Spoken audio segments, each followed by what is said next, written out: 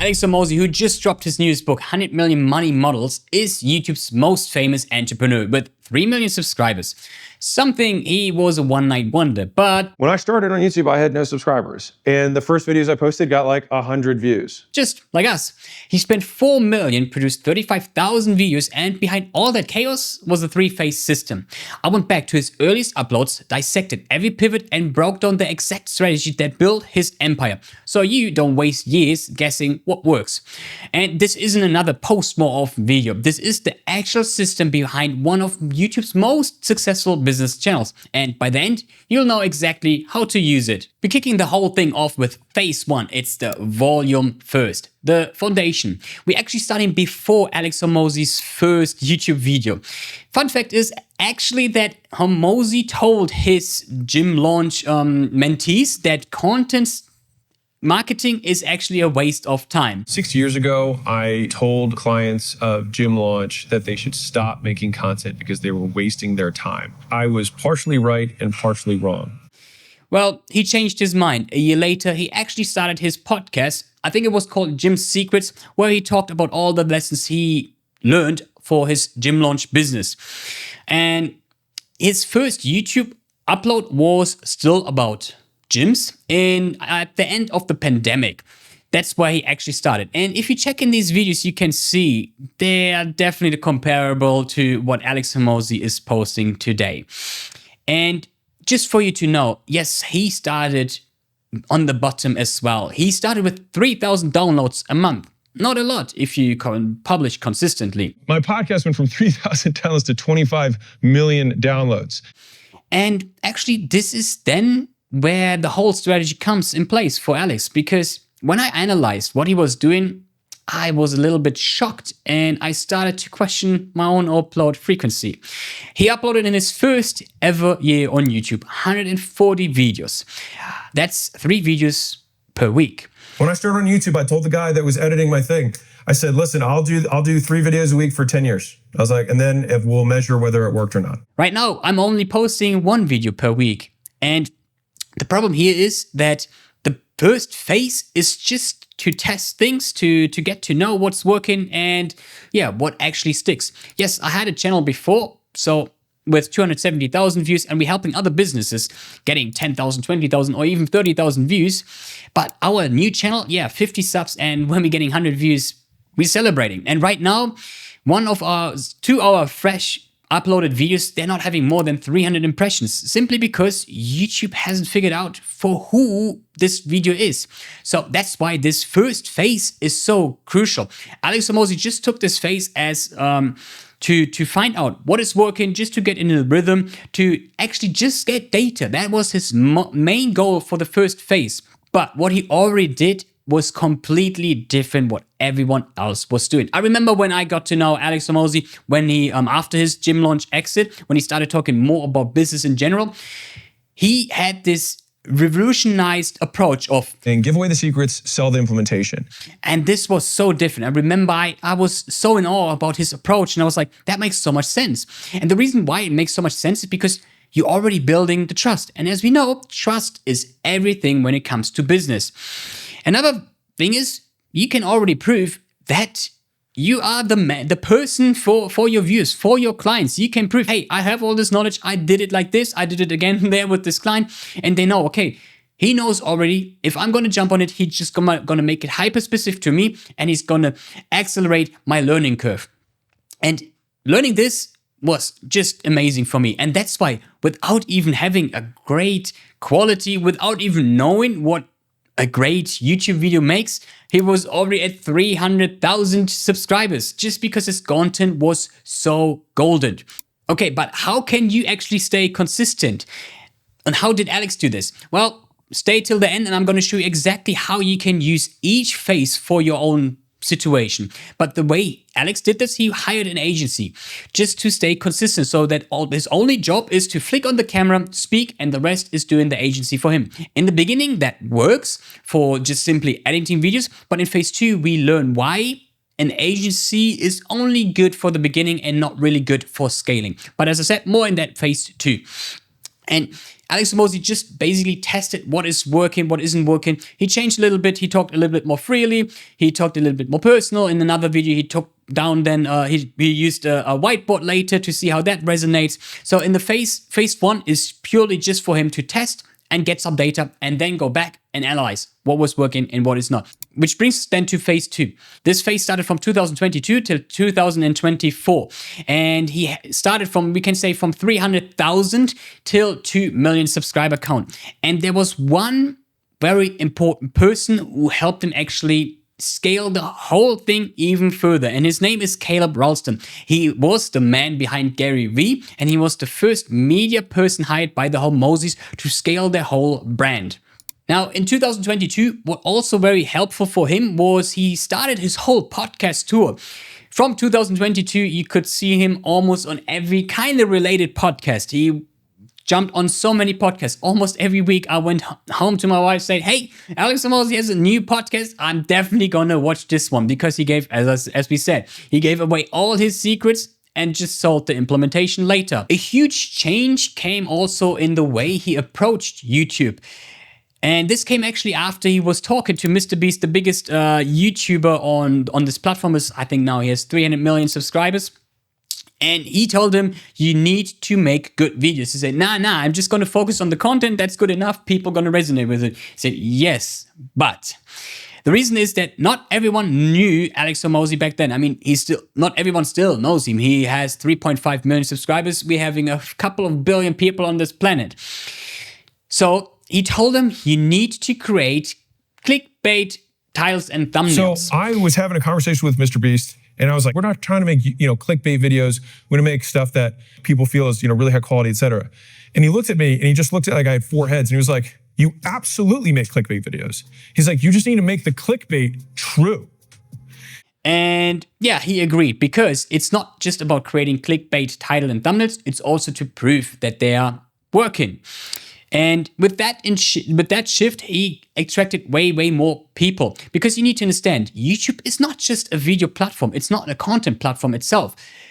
What I refer YouTube to is a click and watch platform, because it's all about getting the click. Because if people never click on your title and thumbnail because the persuasion wasn't there, the desire, the curiosity wasn't there, they will never know how good your content is. And that's why Alex Hormozi started following Mr. Beast's advice by focusing on the title and the thumbnail as well. And then we can also use the advice of Caleb he gave away for free as well. And it was, they didn't really focus on other business people in their niche. They didn't try to copy, because there is a big pitfall. If you're just gonna copy someone else, yeah, you're just gonna be the copy of them. And people will notice that after a while as well. And especially for Alex, he doesn't want to become a copy of someone else. No, Alex Hormozi wants to be Alex Hormozi. And if you're just going to keep copying someone else, you're just going to end up being the number 2. I was not consuming business creator content. I like to look at other niches, right? I like to look at other industries and borrow formats from them. The problem with what majority of people are doing is they look at the top dog in their space and they just duplicate everything. And guess what you will always be? Number 2, tops. And so I think the reason why over the last 3 years, we were the pioneers and everyone was copying us is because we weren't looking at anybody in our fishbowl. But on the opposite though, what you can do is to analyze what are competitors doing, so you can kind of do the opposite to stand out in the whole crowd. Just to give you a nice little example. So there was a channel which was all about football or soccer for the American friends here. And if you think about it, all the videos and titles, thumbnails, they were mostly green because of the grass, because of the pitch. Now, there was one guy who did an opposite. He started using a thumbnail with lots of blue. So now he is going to stand out in the full sea of green with a blue or red thumbnail. So you can use this to see what are your competitors are doing, what you can do differently. And this is going to help you to stand even out. But as I said also, try not just to copy the biggest people in the space. For example, if you're just going to say, hey, I'm going to just copy everything what Alex does. No, try to copy the system behind it. Because the reason is many things he does, you don't know why they're doing it, why they work, or why they might not work. Yes, you could one-to-one, especially now with AI, steal the thumbnail of Alex Hormozi, just copy the title. But I guarantee you that you will not get even half of as many views as him. And the reason is because these huge people like Alex Hormozi or other creators, they earn a brand over, as we said with Alex Hormozi, over 5 years. He built that. So if you're just going to copy from tomorrow on, don't expect that. They have space to make mistakes because of their huge brand. That's going to help them alone. Just the face of him is going to carry Alex Hormozi to 100,000 of views. Doesn't matter what he's going to talk about. And another thing is, Alex Hormozi spends $180,000 per month on his content team. And I'm pretty sure as a normal business like you and me, yeah, I can't afford this for sure. So if you're trying to match Alex Hormozi's quality and quantity, yeah, either way it's going to be broke or you're just going to burn out. Either ways, you can choose. And now with the help of Caleb, Alex Hormozi was able to just like really scale even more the production. Caleb helped him to go like really, really deep into the formats. Like all the data Alex Hormozi was already gathering over the previous year, he was able then to really squeeze out and use all the lessons he learned from Gary Vee by exploding his whole brand. So they trimmed here the first 5 seconds of an intro because it was too long, and it took a video from 40,000 to over 780,000 views. And there was a video that we were like, we think this thing is good. And so all we did is we took the same video that got like 40,000 views, and then we just chopped out the first 3 seconds. And by snipping those 3 seconds and then just starting where the hook really was, it went from a 40,000 view video to a 780,000 view video. So it's a 19x. Imagine if you can just like 19x something in your business. I would do it, you would do it. But also, he helped him build like structure in his production so that he can actually spend less time on the whole, being in front of the camera. Because fact is, although we see everywhere Alex Hormozi, he's only spending 7% on his whole production of content. That's crazy for a man with over 3,000 views on YouTube. Another nice thing Caleb was explaining is to find like a good mix between quality and quantity is called the accordion method, meaning, yes, we're going to scale up the quantity as long as the quality is staying intact. With quality, he means they're having a KPI, which is very relevant for them. For example, for Alex, was it always business? So if the business results are staying the same or like getting better, yes, we can keep pushing up the quality as well. But if some point quality is just getting more, but the business results are staying the same, then there's something wrong and you need to go back. What is not working here? So this is very interesting. So for the phase 2, I want you to find your format from phase 1 to see what has been working, what is not, and try to double down on this. Then you can use like take 20% and try to have a little bit of inspiration, try new things to see, okay, what could maybe explode this channel again, or maybe to bring it to a next level. That what I would try to advise you, and scale what works and try to avoid what not works, because otherwise we're just scaling noise. And according to the accordion method of Caleb, we don't want that. And when I was talking about the business results, this actually brings us to phase 3, which is kind of was more of the lesson or the mistakes I learned from YouTube. And this phase started then more in 2024 till today. And this was from a subscriber milestone from 2.2 till over now the 3 million. And the core idea is what everyone is trying to teach you on YouTube. YouTube is a funnel. Truth is, it's not a funnel. And I'm telling this people as well. YouTube can be a funnel if you're doing it correctly, but how most people are trying to use it is totally wrong. So the thing was, Alex was trying to reach a broader and broader audience. He did this also with a lot of shorts, as we said, like he posted 35,000 content pieces all across platforms, not just YouTube, obviously. So you've seen him probably everywhere on shorts as well, on Instagram, TikTok, Twitter. But the problem is, and then he tried it also on YouTube. He tried to go broader and broader and broader. Like he started having lifestyle videos. He started to have relationship videos, vlogging about his gym routine, his diet. But fun fact is, as I just said, YouTube is not a funnel. You can't bring people who like relationship stuff to business because he found out that people who like watching relationship stuff keep watching relationship stuff. People who like to watch gym stuff like to watch more gym stuff.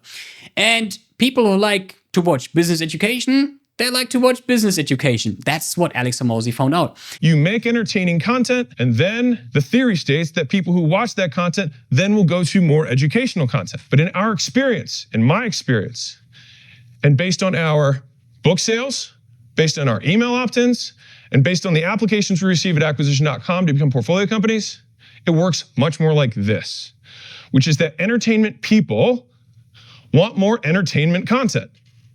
And education people want more, say it with me, education content. And so in other words, these people do not become these people. And the reason how he found out is actually what surprised me as well. I never really considered looking at it. It was the RPM. RPM stands for what advertisers pay for you on YouTube. Not that Alex Hormozi needs it, or I would advise you to focus on it as like, hey, I need the AdSense, because usually it's not quite enough to make a living out of it, because 1,000 views get you like $10, while you get out of 1,000 views, you can already have a one high ticket client. So that's why I wouldn't advise you to focus on it. But the reason why I changed my opinion is because it shows you basically who is watching your videos. Now think about it. Because if a business person is watching, he's getting ads related more to business, to finance and all these things. So the advertisers are paying more.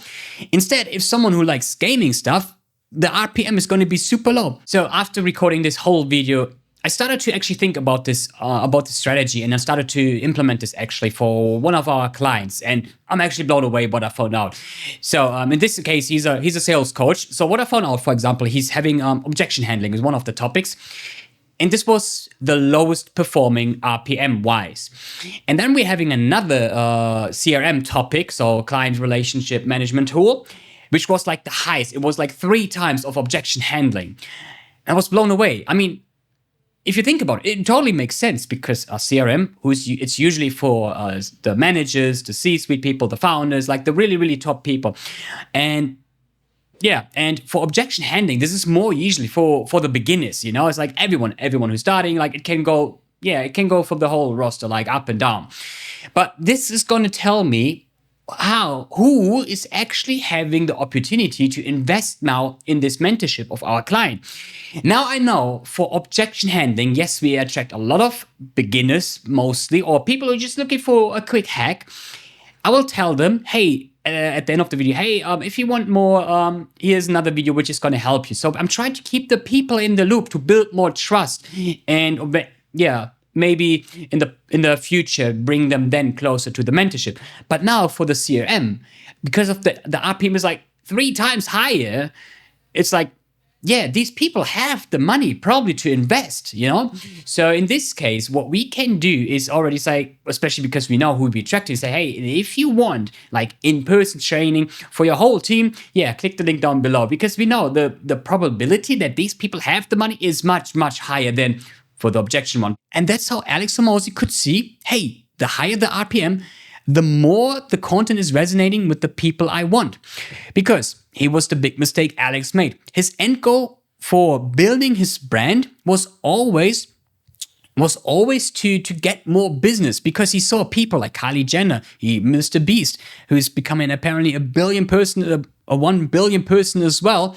He saw, damn it, these people don't know as much as me about business, but they're creating more revenue than me. Screw content, just run ads. I don't want to be known. I want to be rich and unknown. And then what happened, Kylie made the front of Forbes as a billionaire, and she was 20.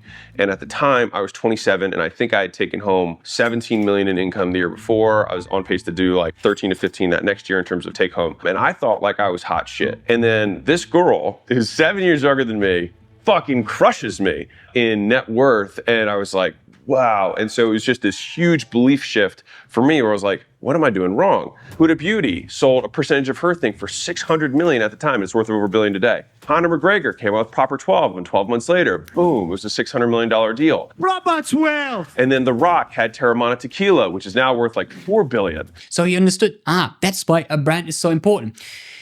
But if it's not resonating with your people, yeah, that's a big mistake. And Alex said it wasn't resonating with his own people anymore. They fall a little bit out of it. And that's what I usually call the carnival channel, when it's getting all over the place. And from a carnival channel, you're not far away from a zombie channel, almost that.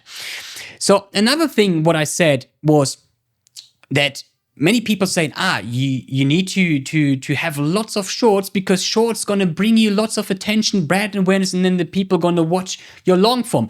It's a clear ladder. Surely they're gonna start watching your short, then the clip, which is like 3 minutes long, and then they're gonna watch your deep dive. Truth is, Alex Hormozi learned shorts people like to watch shorts, and long form people like to watch long form. So for a long time, the prevailing idea in content marketing was, again, a funnel. It's like everything's a funnel. All right. And it was believed that shorts viewers got more people to then watch longs, and then those long viewers would then translate into becoming customers, right? So people watch shorts, and then they watch longs, and they give you money, right? That was kind of the prevailing thought. But again, when we looked at the data, it looked more like this. Shorts viewers watch more shorts, and long viewers watch more longs. And I actually can see this in the data of our clients as well. I'm always telling people, check the data, because we can clearly see that only 1% of the views for our clients are coming from the related shorts feature. So like clearly clicking on the link down below. And I can also see the people who are coming from LinkedIn and Instagram adding another 1%. So we're talking here about a 2%. Would you focus on 2% on your business when you can focus on something which actually makes 70% of your results? The 70% is actually the recommendation feed of YouTube, meaning the homepage and the suggested feed on the site. Because yeah, this is actually bringing you all the viewers.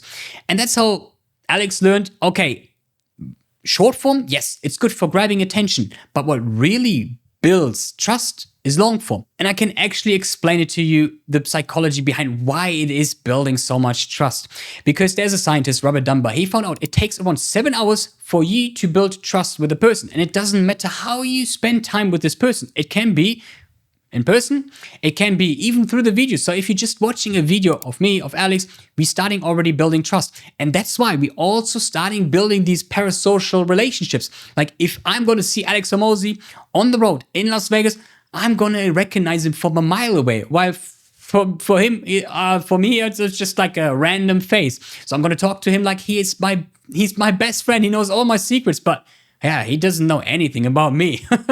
So yeah, be mindful of this. And that's why it's so crucial to focus more on long form. And as he said, he knows his data. He said his shorts are usually like 20 to 30 seconds. So to get to this trust level of the 7 hours, it would take him 800 shorts. Now, if you're thinking about your own quantity of shorts, you might post every day. So yeah, then your client needs to see every day a video, and it would take you 2 years till you're finally at the 7 hour rate. And as we know, trust is everything when it comes to sales and business. Another big thing also he said then, what was distracting was the crazy editing. I remember there was this one video where he jumped out like through a wallpaper and was screaming, this is the huge guide on how to make $1 million. And I was like, damn, that's not really resonating with me. It's like, I tuned out because yeah, it wasn't just for me. So now he knows, okay, I'm going to be back to more business, be more grounded, but it's more resonating with my audience and not trying to go everywhere. Because yeah, if you're trying to dance at too many weddings, yeah, you're going to burn out for sure. Another hidden fact Caleb was telling as well is like the reason why Alex and his wife Layla are having such great brand is because of their authenticity, meaning they are sharing so many losses or pitfalls they took that it makes them human. And this is something not everyone is really doing. Especially if you're checking on LinkedIn, everyone is telling you, hey, I'm so good, I have so many clients, my life is perfect, I'm the perfect guy. Or if you're also checking on Instagram, everyone having a rented Lambo, makes us not really human. Especially now if you're thinking further, AI is going to come with the perfect person who doesn't need to ramble, who doesn't need to think, because it has the perfect script written in front of them. And yeah, authenticity is going to be a huge thing here. So now the mini lesson for this is obviously you don't need to be everywhere. You need to be where where you are needed, and it should align with your goals. And with that, you should always try to focus on, as I said, on long form, because long form is gonna build the trust in the long term. And yeah, if you want high ticket clients, trust is everything. But how can you now apply this to yourself? How can you know in which phase you are? So if you are just starting, obviously you're in phase 1. But if you're not at 100 uploads yet, or you're below 200 views per video, then phase 1 is definitely for you. As I said, this one is more about volume and clarity and data, not to become the next Hormozi overnight. As I said, Alex Hormozi didn't came from nowhere. He started having his first podcast in 2017. And yeah, it's 8 years later that he's now the big rock star we all know him. Now, each video for you is just to test. Try a new title and thumbnail. Try a new hook, like a new beginning. Try to use formulas you learn from him. For example, the proof, plan, promise. Like, tell people why they should stay and what you're going to guide them through. And just try to find data, what's going to help you, to scale in the phase 2. Another knowledge bite from Mr. Beast, for example, is he always says like, people are always asking me about how to start, how can I become as big? And he's always telling people, is make 100 videos and improve something every time. Do that. And then on your 101st video, we'll start talking. The reason is because you're going to learn so much from the first 100 videos. And I promise you, if you're going to watch back your first video, you're going to be so embarrassed, like you don't even want to see this. No, don't show it to me. And that is actually just a good sign, showing you that you improved a ton. Focus on the fundamentals. Focus on first having clear audio. That's the most important thing, because if I'm just going to speak through my laptop mic, you will probably tune out first. Then focus on the content and storytelling, because YouTube found out in a study they made that storytelling is actually what people want, and not a super fancy studio like Alex has with everything dark and nice lights, and he has a huge content team behind him. Because video quality isn't actually that important to people as you could think. Start from where you can and just try to throw the spaghetti against the wall to see what actually sticks and what doesn't. To actually know what your audience want and not what your audience needs, because these are usually two pair of shoes. Now, if you're already over the 250 views per video, or you already have posted like 100 uploads, either way, then you can say, okay, I can focus now on things that work, on things that didn't work. And now your job is it to understand why it didn't work. As I said, that's why agencies are not that great anymore for phase 2. In phase 1, totally fine, because the only job is just edit, post it. The reason why is because Alex changed to Caleb in phase 2 is because Caleb was more of a specialist. He started to analyze why things are working the way they are on YouTube and why things are not working. So he built the whole team. Like, for each platform, he has a specialist. And he has even editors for each team as well, because each platform is different. Just to give you a quick idea, for example, on Instagram, the main KPI for this platform is the send function. So the more a post got sent or content, the higher it's going to rank in their algorithm. Compared to LinkedIn, for example, they want engagement. So if a lot of people are commenting, that's a good sign for LinkedIn. Well, on YouTube, is more about the satisfaction. What they mean is like, are people watching the content and are people actually coming back? So that's why binge watching is always a great strategy for YouTube. And that's why having a specialist is more important, because he can then read the data. Why is a video performing well and why is a video not performing well? Very important.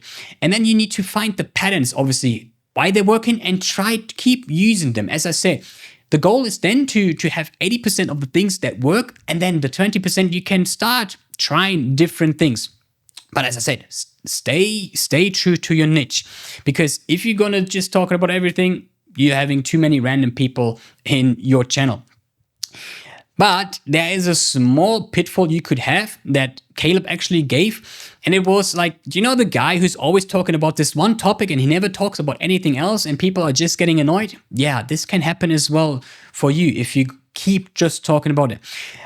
A cool thing Caleb has actually how to overcome this is not starting the carnival channel. No, that's not what I'm trying to tell you. But it was like combining these things you like, combining the things that make you, make you special. For example, Caleb likes to ride on his Harley. He likes to bike out with his guys. So he combined now content with this biking. So you can see him now going on the bike while filming his content. I think it's genius. So people don't want to hear that what you did on a golf course, but if you combine it, you can find people who resonate with you, say, yeah, this guy is exactly like me. For example, I liked Formula One, and now I found out that one of our clients, he likes Formula One now. So now we can build now an even deeper connection, and it's going to help in the long term as well. And then, as we said, like, focus a lot on the title and thumbnail, because as I said, YouTube is a click and watch platform. But what is even more important actually is the idea first. So if you master the first step, try to get to the idea. That's why we say try to find patterns that are working and which are not working, and try to look outside of your niche. Otherwise, yeah, you don't want to be a copy of just someone else. And as we talked about the main KPIs on YouTube, that's why focus on the watch time and try to keep the people always in the loop. Also, not just for YouTube, but also, as we said, it's all about trust. So the longer you can keep people in your channel, the more trust you're going to build. And that's going to help you then obviously to more business results. And then if you're ready, then you can start using then the accordion method of Caleb. Scaling what works while keeping the quality. And yeah, not to go in the same problems then as Alex in phase 3, you can usually say when you already have an audience. So let's say you already have 300 videos and your views are getting 1,000 views per video in average.